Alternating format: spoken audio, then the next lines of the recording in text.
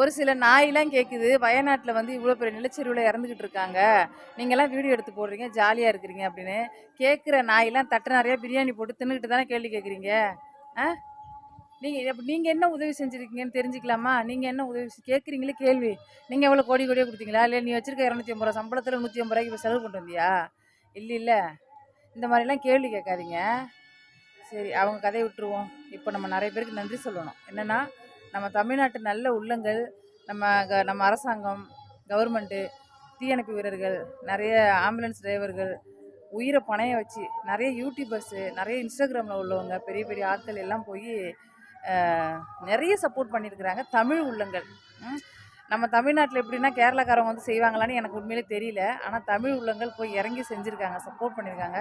அவங்க எல்லாருக்கும் என் மனமார்ந்த நன்றி. நீங்கள் நல்லா இருக்கணும், நோய் நொடி இல்லாமல் 100 ஆண்டுக்கு எந்த குறையும் இல்லாமல் நீங்கள் நல்லா இருக்கணும். வாழ்த்துக்கள்.